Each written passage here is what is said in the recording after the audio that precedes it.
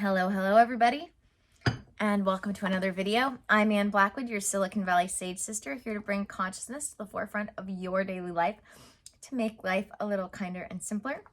And today I'm going to do another Taste of the Sanctuary video where I read the Sneetches by Dr. Seuss and talk about it a little bit. For those of you who don't know, I have a private VIP group I call the Sanctuary of the Awakened. You can find out more about that in the description of this video.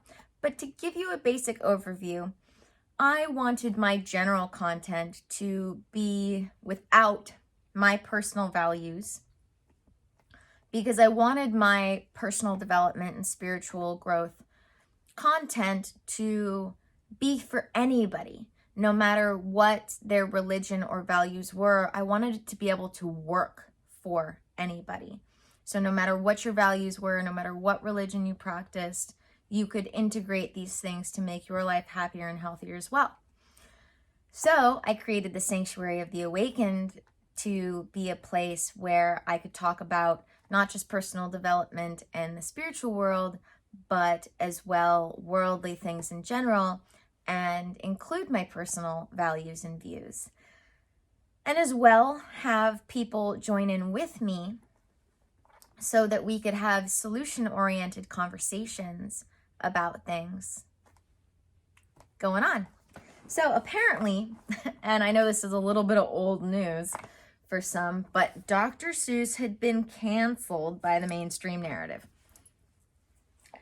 Anything that has a message that's actually healthy for people is being canceled by the mainstream narrative, because the mainstream narrative, and especially anybody on the far side of anything, is going to have an extremist message that is based on intolerance rather than tolerance. So because Dr. Seuss has amazing stories like the Sneetches, which encourages everybody to be happy, healthy, inclusive even, which is what this story is about, Dr. Seuss got canceled. So, you know, this book specifically is called The Sneetches and Other Stories, which includes the story of the Sneetches. And according to this, the title was originally cataloged by the Library of Congress in 1904 and then was again published in 1961. And then this particular copy was from 1989. So I was having this book read to me before I could even read. And the Sneetches is an amazing story. So now, it actually says now. Now, the Starbelly Sneetches had bellies with stars. The plain belly Sneetches had none upon theirs. Those stars weren't so big, though they were really so small. You might think such a thing wouldn't matter at all. I'm going to show you guys the pictures after I read each page. But because they had stars, all the Starbelly Sneetches would brag they were the best kind of Sneetch on the beaches. With their snoots in the air, they would sniff and they'd snort. We'll have nothing to do with the plain belly sort. And whenever they met some, when they were out walking, they'd hike right on past them without even talking. When the Starbelly children went out to play ball, could the plain belly get in the game? Not at all. You only could play if your bellies had stars, and the plain belly children had none upon theirs. Poor plain belly children, they don't even have their own ball. So sad.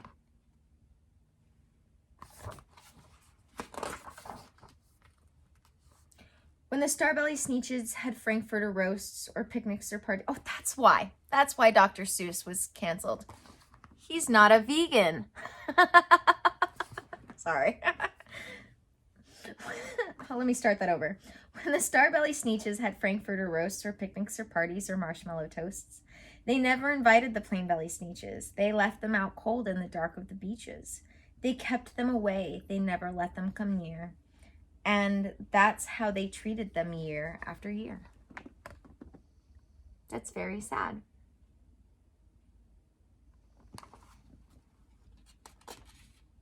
I want to roast things over an open fire. Then one day, it seems, while the plain-belly Sneetches were moping and doping alone on the beaches. Oh, well, that's why. The plain-belly Sneetches need to stop doping on the beaches. They need to get their act together. Got a little something tickling in the back of my throat. Hold on, guys. That was weird. All right, let me start this one over too. Then one day it seems while the plain-belly Sneetches were moping and doping alone on the beaches, just sitting there wishing their bellies had stars, a stranger zipped up in the strangest of cars. "My friends," he announced in a voice clear and keen, "my name is Sylvester McMonkey McBean. I've heard of your troubles. I've heard you're unhappy, but I can fix that. I'm the fix-it-up chappie. I've come here to help you. I have what you need, and my prices are low, and I work at great speed, and my work is 100% guaranteed."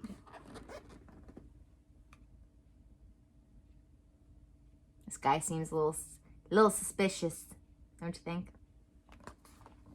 Maybe it's just because I've read this before. Then quickly, Sylvester McMonkey McBean put together a very peculiar machine.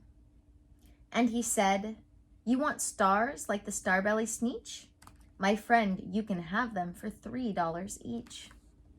Just pay me your money and hop right aboard." So they clambered inside. Then the big machine roared, and it clonked, and it bonked, and it jerked, and it burked, and it popped them about. But the thing really worked. When the plain-bellied Sneetches popped out, they had stars. They actually did. They had stars upon theirs. Whoa, check it out. They go in without stars, and they come out with stars. Trippy, just for $3.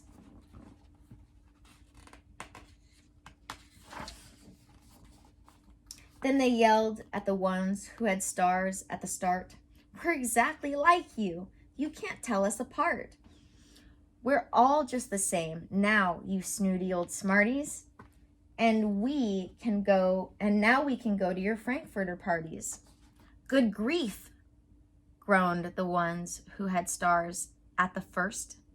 "We're still the best Sneetches, and they are the worst. And now how in the world will we know," they all frowned, "if which kind is what, or the other way round?" They've all got stars, so how are you going to tell them apart now?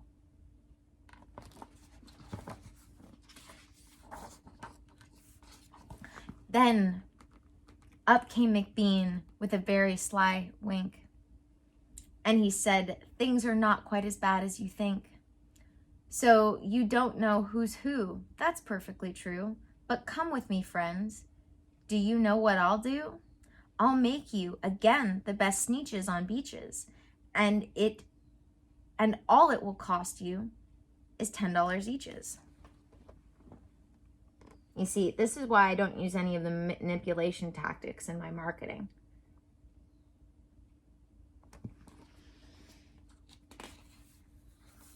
Because I'm not about transactions. I'm about loyalty and honesty. So, belly stars are no longer in style, said McBean. What you need is a trip through my star off machine. This wondrous contraption will take off your stars, so you won't look like the Sneetches who have them on Mars. And that handy machine, working very precisely, removed all the stars from their tummies quite nicely.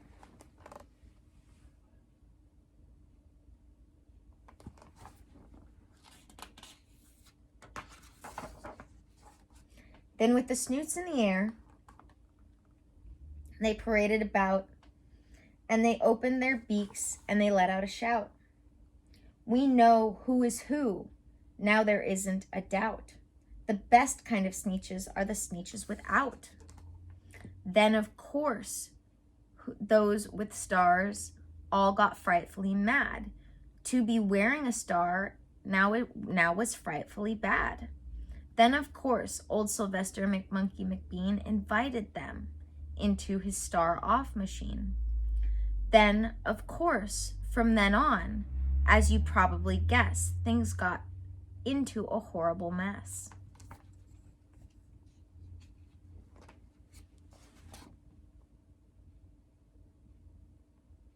Look at that guy over there being sneaky.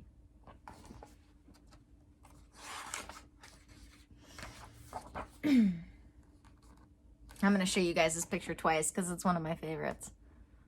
I'm all running around in and out, in and out, in and out, in and out. Again, why I don't use any of the manipulation tactics in my marketing.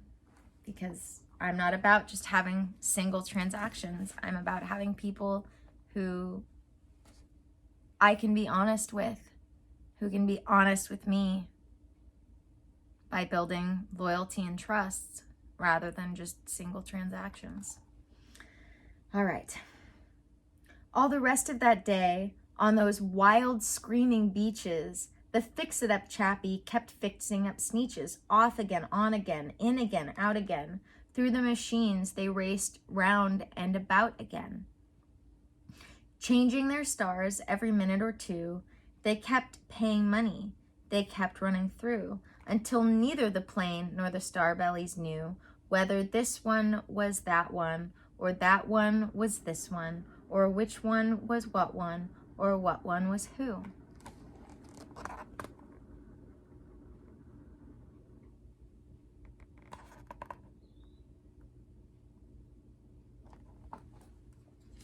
And that dude's got a bunch of money piled up because of his manipulation tactics.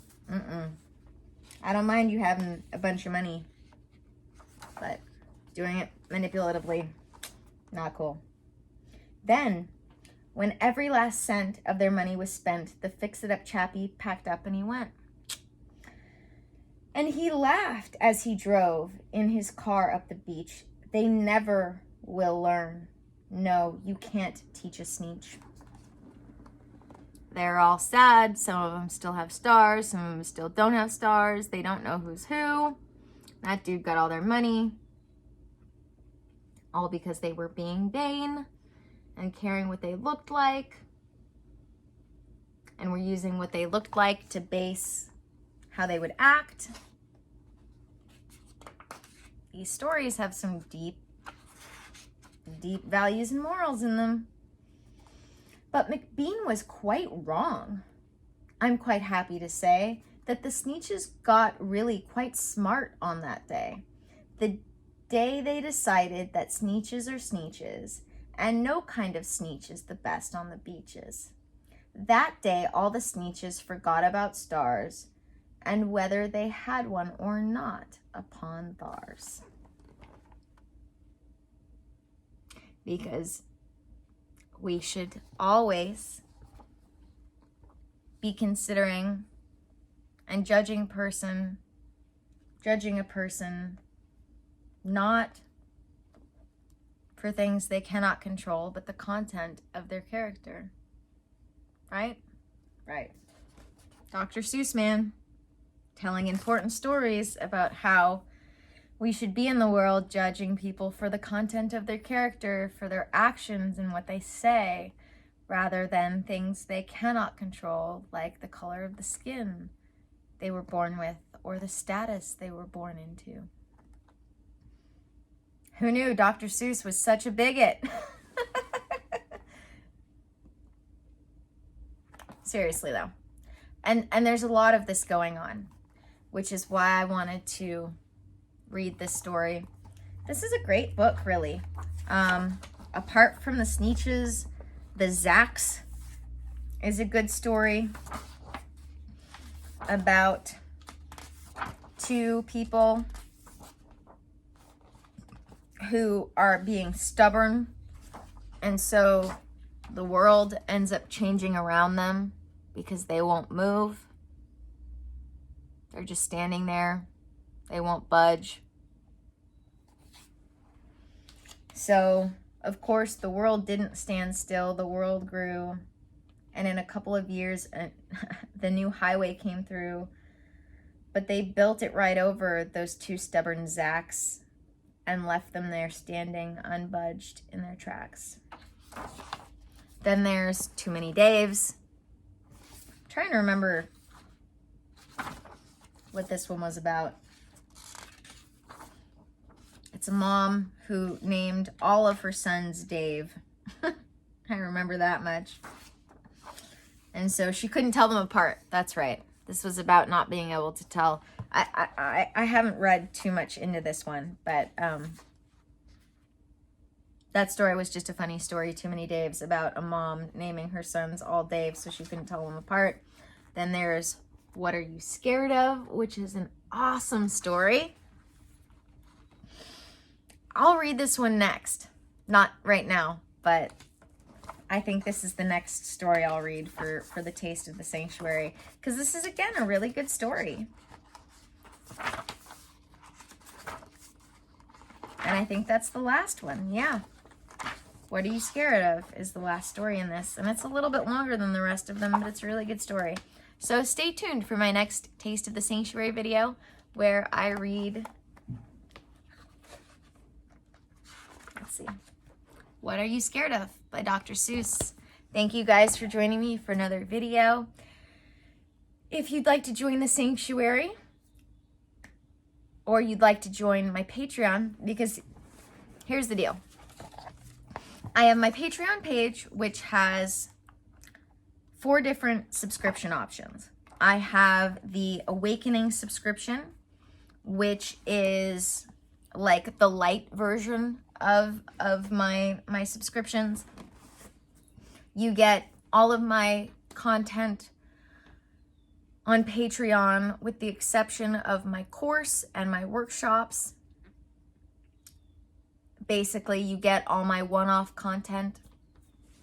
With the next one, which is the Ascending tier, you get all of my one-off content. You get my series, like my Spirituality 101 series. You get my Intuitive Lifestyle course. You get free access to my workshops, the live recordings, and you get the replays of the workshops. Then we have the Sanctuary, which has access to all of my normal Patreon content and the Sanctuary content. And then we have the Enlightening tier, which has access to all of the content that the Ascending and below tiers have. The Enlightening tier doesn't have access to the Sanctuary content. The Sanctuary is the only tier that has access to the Sanctuary content. But the Enlightening tier has access to all the other content, and you get one once-a-month session with me, as well as access to direct messaging me via Voxer, which is an amazing direct messaging app. Yeah, so check out my Patreon and all of the awesome content I have over there if you're liking what you see here. And if the Sanctuary isn't your style, but you really want to get into the personal development and spiritual growth, check out all my non-Sanctuary oriented content. All right, guys, thank you for joining me for another video. May the energy you serve you well. And as I end all of these videos with, be brave, stay sane, stay curious, and be kind to each other.